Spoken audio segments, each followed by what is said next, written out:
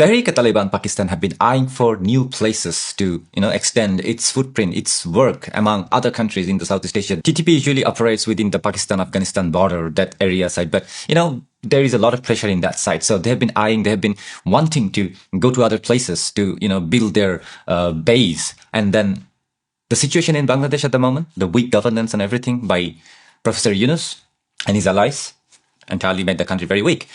So TTP is choosing Bangladesh to become powerful, to become stronger, and, as a new placeholder. And, there are already a number of radical network exists in Bangladesh, right? So it is like a built-in, ready-made framework for TTP or Tehreek-e-Taliban Pakistan to build something upon it, not necessarily that they will mingle with other radical networks, but to get their own space, breathing space, to get their own base for their own work. Strategically, Bangladesh is very important for any kind of radical networks, especially TTP. The loose security and then, not highly secured border with India and Bangladesh. It's a massive border. And also, the problem with Rohingyas and Arakan army and, in the Myanmar border is also weak. So there is like two sides of Bangladesh right now is in a vulnerable position, including the situation inside the country, the law enforcement, the law and order situation inside the country is very weak.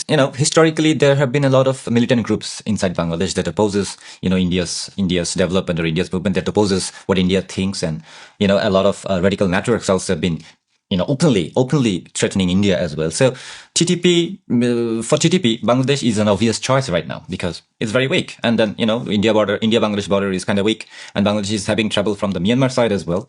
And then, there have been a lot of other networks like UGB or ARSA. There are a lot of penetration from these radical groups inside Bangladesh. And given the fact that and some of them are being sponsored or being, very much supported by the current administration or interim government in Bangladesh, as well as being given incentives by the government to these terrorists or radical jihadis from, for example, letting them go from the jail, making them some kind of advisor in the government, giving them power, making them some kind of political, ideological god of something like that. These things are happening in Bangladesh. So TTP thinks, or Tehreek-e-Taliban Pakistan thinks, this is a very nice breeding ground for their terrorist group to become bigger. And then, since there are a lot of vulnerable people, especially inside the Rohingya camps and inside the country as well, because of a lot of dissatisfaction, and then very vulnerable people, also a demography that is very easy to brainwash. So it will be very easier for them to recruit people for their terrorist group. TTP's strategy is very well known. It's actually open out in there that they recruit people, vulnerable people, they recruit like-minded people,